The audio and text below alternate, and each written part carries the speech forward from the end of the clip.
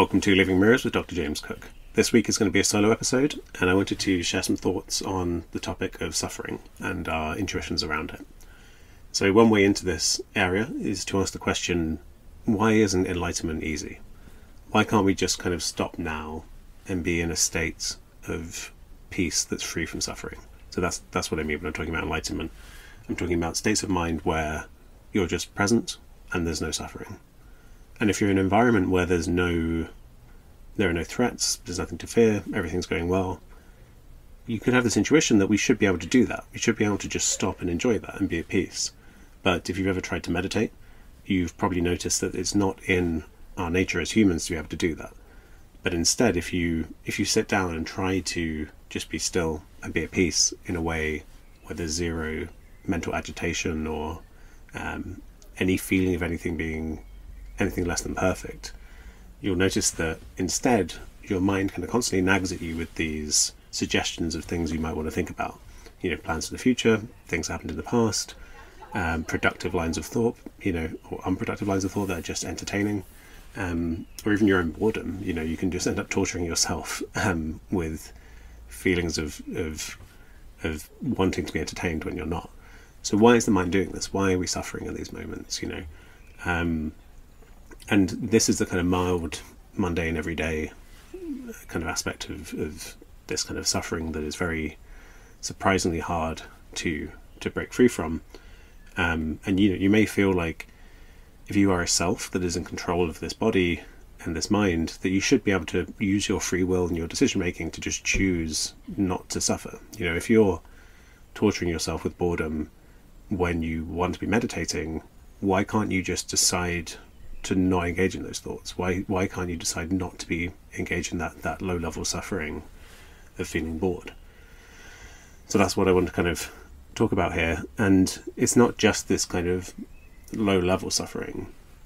People can also experience kind of excruciating depression or psychosis or anxiety when consciously they have no understanding as to why this is happening. They may be in an environment where they feel things are safe, they should be being happy. This is something you see fairly often, is people kind of self-flagellating when they're depressed because they feel like their life is going well enough that they shouldn't feel this way.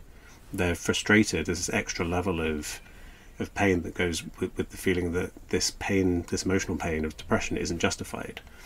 So why is it that someone who consciously thinks their life is fine can be in a state of constant suffering and kind of mental anguish? Well, if we start with why we might have this intuition that it could be any other way, why we might think that we can escape these patterns of mental suffering, one aspect of this I've kind of hinted at already is the idea of identifying with the self. And when we do that, we, instead of realizing that we are a real embodied organism, what we're doing there is we're telling ourselves that we are a symbol. We're taking this transient, real embodied process that will die and will constantly change, and instead we're applying a label to it. We're sticking a simple symbol on top of it. In my case, you might just say James, and that's it. And then we're struck by the fact that James constantly changes, and one day James won't exist physically. And if you get attached to the idea of the static symbol, which is comforting because it allows you to remove yourself to some extent, dissociate from the lived reality of being a thing that's constantly in motion and will constantly change and will eventually disappear. It takes you away from that, but then it gives you this illusion that you are genuinely the symbol, and you think, well, if I'm James, if I'm this self that lives in the head, and I'm in control of this thing, then why can't, and my story is that everything's fine, why can't I choose to just be at peace? Why can't I just focus my attention on my breath and just, for any length of time, if you said sit there for 3 days, we'll feed you, whatever, we'll give you water, and you just be at peace, just choose that. There's some part of me, at least, that feels like that should be possible. Maybe I'm an outlier here. Maybe you think there are, that that's an unreasonable expectation. But I think for a lot of people, my impression is that that there's this feeling, if I've seen this in demonstrations with meditations a lot of times where meditation teachers will say to novice meditators who thinks they can not think for 10 seconds, 20 seconds, and then they'll do a kind of 20-second guided meditation. And before the meditation, a lot of people say they can do that, and then during the meditation, well, they report afterwards that they couldn't keep their attention still for more than maybe 2 seconds. And the teachers often will kind of comment that the ones who thought they did it probably actually didn't. As the meditation deepens, as they practice longer, most people realize that they're distracted far more often than they think they are. So some of us, at least, have this feeling that we're in control of our minds and that we should be able to choose what is experienced and should be able to choose to not suffer. But it turns out that's not the case. And remember that we're talking here about, you may even think you're not suffering in those moments where you're meditating and everything seems vaguely fine, but you're not loving it. But there are subtle forms of suffering where you're not in a state of feeling like the present moment is perfect. What I'm referring to as a kind of enlightenment state is one in which you truly want for nothing. Everything is utterly perfect. There's zero momentum to do anything. And so this is why it's the kind of antithesis of like a goal-directed problem-solving mindset, because absolutely everything is just as it should be. So that's kind of what I want to explore. Why is it that we can't just be in that state? And what I would argue is, when we think of ourselves as this abstracted self, as I mentioned, that means that we hold ourselves to these expectations that are unreal, because that isn't what we are. What we are is a real embodied process. We're a thermodynamic process that actually exists. And I'm emphasizing that because the abstraction of the self that then gets that's a model of this process, that abstraction doesn't have the same kind of substantiality as being a real embodied thing. And to be embodied is to feel your sense of self, to be coincident with the extremities of the organism. So the organism is a process, and it's a process that takes in energy and dissipates it. And so it's an open system. There really isn't a hard boundary between me and the outside world. But obviously, functionally, my skin is a pretty reasonable one. But then obviously I eat food and I breathe constantly, and there isn't this kind of complete, solid, hard boundary. But if my sense of self comes up as far as possible into, well, I shouldn't say as possible, because it really can go all the way into the whole universe.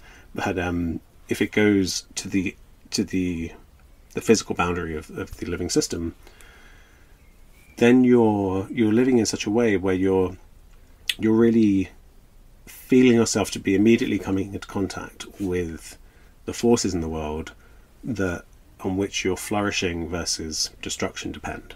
So as you're navigating the world, things can be kind of fear-inducing, or they can be, pleasurable. And this is how we navigate the world. So in my living mirror theory of consciousness, this accounts for why it is that we feel, in an embodied way, why it is that consciousness is tied up with feeling things to be positive and negative in this way. So in order to survive, we're feeling our way out in the world.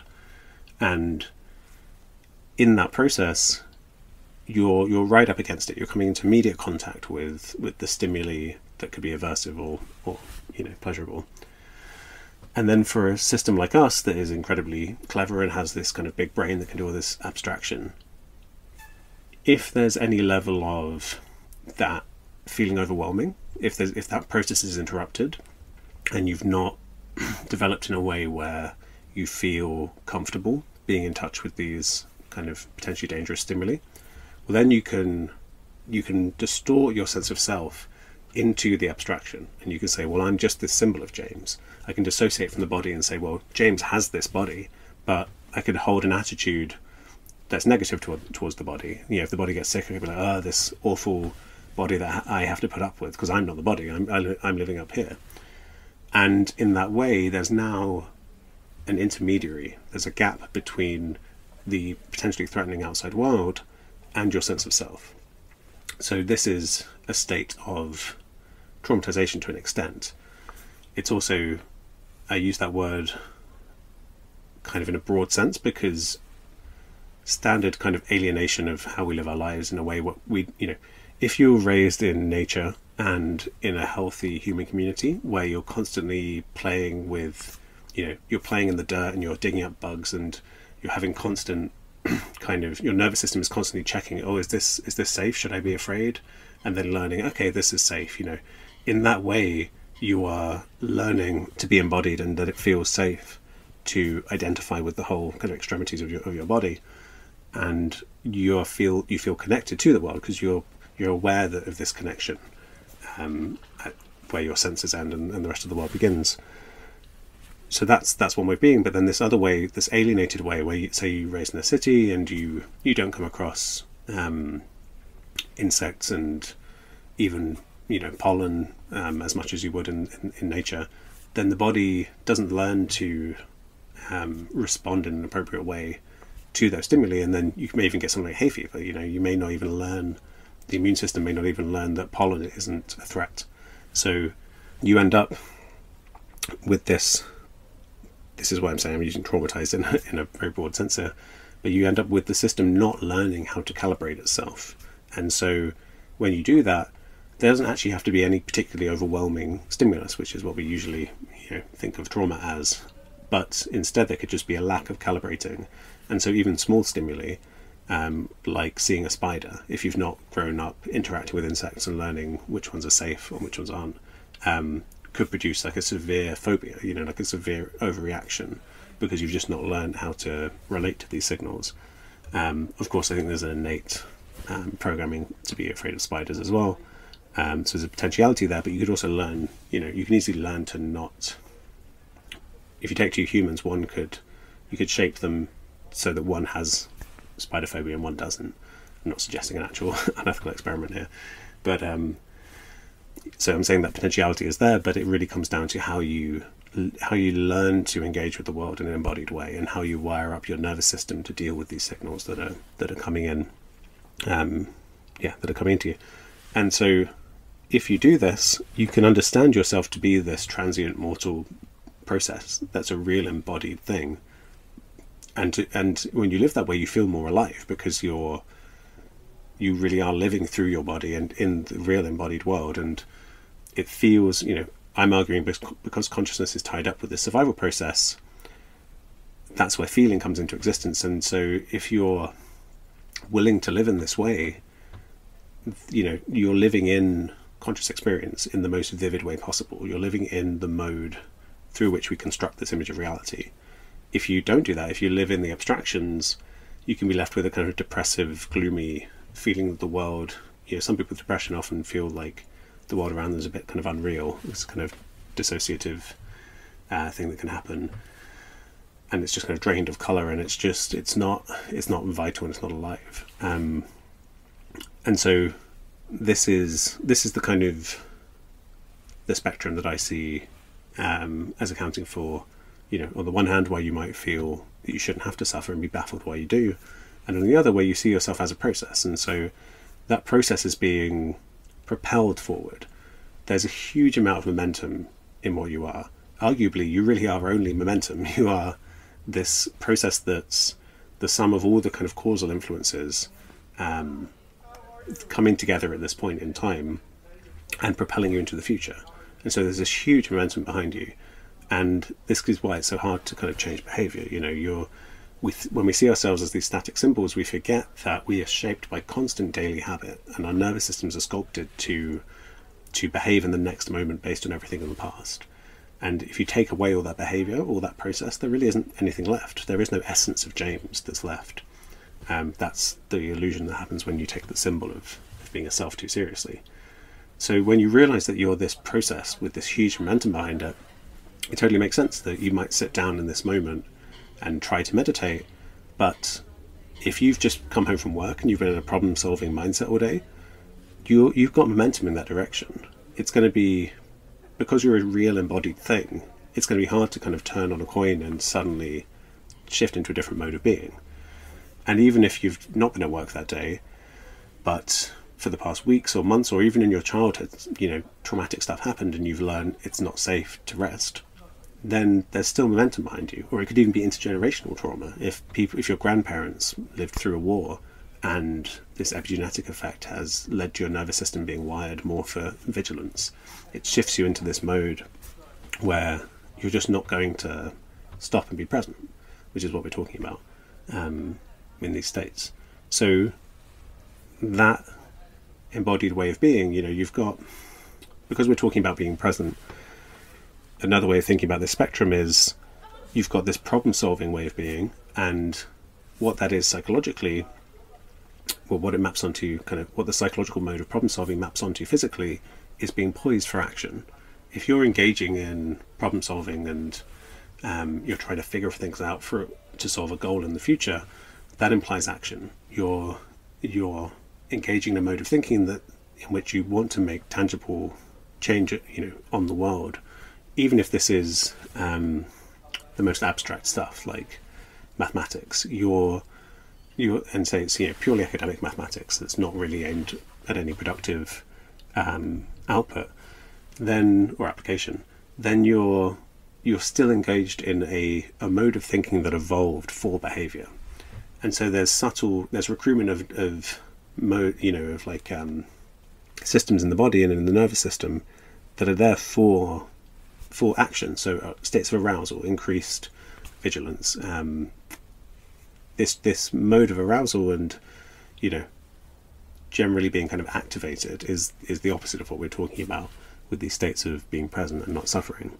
So you've got being poised for action versus being relaxed and present. And so if you want to not suffer, you really have to engage with yourself as a physical embodied organism and actually do work to learn how to relax this organism, because the mind is tied up with the embodied organism, as I've kind of argued in living mirror theory, but also people have recognized for a long time now. So if you're engaged in this kind of forward momentum way of being, where you're kind of in this problem-solving mindset, what happens if a stop occurs and you go on a 10-day silent meditation retreat? Well, in that situation, you kind of can't hide your problems anymore. You can't hide whatever it is that you're carrying, the suffering that's getting in the way of being present and being at peace. So this kind of constant motion, it hides these issues both from yourself and from others. So if you think about someone who's carrying unresolved anger, they could be in traffic and then they could yell at someone for cutting them off and claim it's purely because of the way they were driving and that they've put them at risk, whereas actually there's this energy that's already there that's getting hidden through this excuse, but it's still being able to come out. But so another example might be if you're carrying a lot of kind of tension, you're like hypervigilant, and you can just blame it on work and just say, oh, I've had a stressful day, right? Whereas if you're in the meditation retreat, all that stress, all that anger, it's there without a cause. I mean, people find causes, it's one of the most entertaining things, I think, about observing your mind in meditation is how you notice how tricky it can be. And, you might suddenly focus on someone's breathing and just think, if they weren't breathing that way, I'd be so at peace right now. And you believe it in those moments until you catch yourself and you realize that your mind's still trying to do this thing of like this goal-directed way of being, where it's saying, well, this agitation is not me, it's attributed to something else. But if you're in that situation, you can suddenly see what you're dealing with. And this is why it's very important to talk about the fact that traumatic material can surface during meditation retreats. And if combined with psychotherapy, that can be a real opportunity to process this stuff. But it's dangerous if the facilitators don't understand how to work with trauma.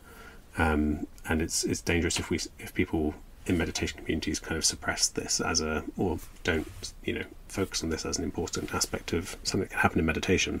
But because we are these kind of self-balancing organized systems, when we're in a mode of action, we're channeling energy into getting stuff done. But when we're in a mode of rest and relaxation, those are the moments when healing happens, both physically but also psychologically. When you feel safe, that's when you can check in and you process stuff. And so your mind is structured in this way. So think about if if someone was kidnapped and they're kind of obviously going to be the nervous system's going to be very activated, they're going to be very on edge, ready to try to escape. And then, they'll be probably keeping quiet and just waiting for this moment. Then they escape. Then imagine they get to safety. They get back home and into their partner's arms or wherever it is that's safe. In that moment, people will, if someone just went, oh good, I'm home now, and there was no emotional release, you'd recognize that as a bit odd, right? What people do is they shudder and they cry and they take all of this stored up energy and they complete the loop. They don't just bring to bear all this energy and then just let it go. That's just not how we work. You need to actually kind of complete this action and resolve the emotional process. And so this can happen on the order of hours or days or weeks or years or decades even. You can have unresolved trauma from childhood where in this kind of situation, because you've truly stopped and you're paying attention in the present moment, that's when this stuff arises and it's ready to be processed. It's ready for you to have the emotional reaction. But unfortunately, most places in our culture don't support that kind of thing, don't know how to support people having those experiences. And so on meditation retreat, you're unlikely to want to start sobbing and, in the meditation hall and letting out this stuff. And that's why we need kind of psychotherapeutic spaces to allow that. And that's where psychedelics can be incredibly powerful as well. But so that's in order to reach these modes of being where you're being truly present and at peace, you kind of need to go through that stuff. You can't just park it on the side. If you do that, there is a way of being in these states that's kind of spiritual bypassing, where you just cut through that stuff that isn't really healthy. But what's a more rounded, integrated, healthy way of approaching this is to do the psychotherapeutic work alongside meditation and genuinely process this stuff as it comes up. And so that's why I think those are kind of equally important, meditation and psychotherapeutic work. In many cases, psychedelics, as I mentioned, be a helpful adjunct to that work. And then with something like 5-MeO-DMT is a good example of this. Psychedelic way, it takes you to this enlightened state very quickly. And you see people having astounding physical reactions, screaming, thrashing around, and that's all this material that's being processed as they're on this kind of straight train to this kind of enlightenment experience. Now, I think that can be traumatic for some people if you go in too fast with a substance like that. So I think it's not as simple as you just get it all processed in one go. You need to be very gentle with yourself, I think, when you're doing this work. And so I think that's a potential danger with that approach.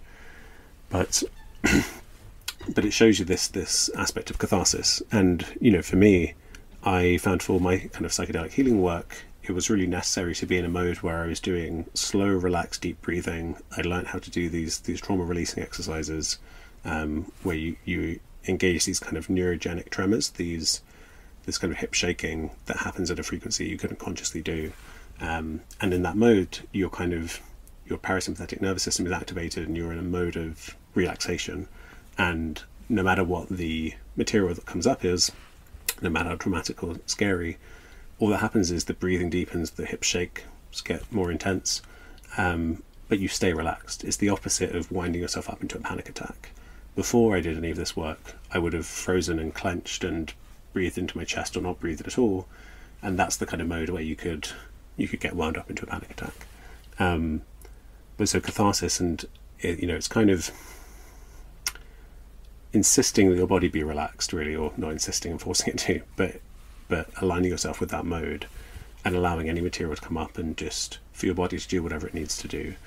I think that's an incredibly important process, psychotherapeutic process, that can take you to being more present and being more in touch with this kind of this peace that can be found in the present moment. And then on the mode of kind of hiding our suffering in the forward momentum, this is what we see with addiction. If you unhealthy drug use, if you're feeling tense and you have a cigarette to relax, but then you have a coffee to activate you when you need to work, that's the kind of, instead of allowing this bottom up mode of being where there's cathartic release of whatever needs to happen. Instead, you're taking the kind of top of the hierarchy, the self, and it's saying, okay, what this system now needs is this. I'm going to tweak its nervous system with some caffeine, and I'm going to tweak it this way with some nicotine. And that's a mode where you're kind of constantly trying to interfere and not fix the system, but prompt it in the right direction for your goal, for the goal you're looking for. And that's just that's not anything to do with health or anything to do with being a balanced, system that's engaging its own natural healing capacity. And in the same way that if someone's has depression from trauma, the wise thing to do would be to go in and heal the trauma. But if you give pharmaceuticals that have side effects, well, then it's a kind of parallel there. You're giving an intervention that is targeted to kind of achieve a goal against this goal-directed thinking of reducing the symptoms, but then inevitably has side effects. So there are time and place for all these different approaches, but I think it's important to be aware of those differences. But fundamentally, we are these systems that are being propelled into the future, and as a result, this kind of enlightenment stuff isn't really in our character. It's kind of naturally there in flow states, and if we're healthy, we can kind of drop into it. But for most of us, we're living in a culture that winds us up into this other way of being. So there's a lot of work that has to be done to kind of undo that work, and so we have to kind of cultivate ways of being that are more aligned with this, which is why something like a meditation practice is so important. Because again, you can't just get the insights and choose to be aligned with them. You really need to rewire your brain, really need to embody these new habits and change the trajectory of what you are. And if you don't do that, if you identify with the self and you, instead of releasing the stuff and processing it, you tense up and you become more and more disembodied, then the end point of that, I think, can be depression. If you identify with the self so much that you're not allowing these homeostatic healing processes to occur, then you're stopping the flow of the energy through you, and you're, in the case of the person who's kidnapped, if you don't let yourself complete the arc, you're not allowing that healing process to take place. And so there can just be stressor after stressor, suffering after suffering that gets stored in you, in your way of being, and you're identified with this self that's to do with problem solving and rational thought, and then eventually you just feel defeated by it. There's this feeling of kind of helplessness from just being at your end of, like, at the end of the tether of just this being too much emotionally. And so I really think that these stuck emotional dynamics really can result in things like depression. So those are my thoughts on why it's not easy to be enlightened, why we can't choose to not suffer. And in short, it's because we're a real embodied thing which can live at the forefront of its boundary with the world in a way that's kind of invigorating and makes you feel alive, because you're really engaged in the process that creates consciousness, and you're living with that mode of feeling out your way in the world. Or you can live in this mode of abstraction and dissociation that is not aligned with tapping into homeostatic healing processes, and can end in suffering that can be with you throughout time, well after the traumas have finished. And you can be in a meditation hall when your life seems to be going perfectly well, and you can be left with severe mental suffering. Hope that's been of interest. Until next time.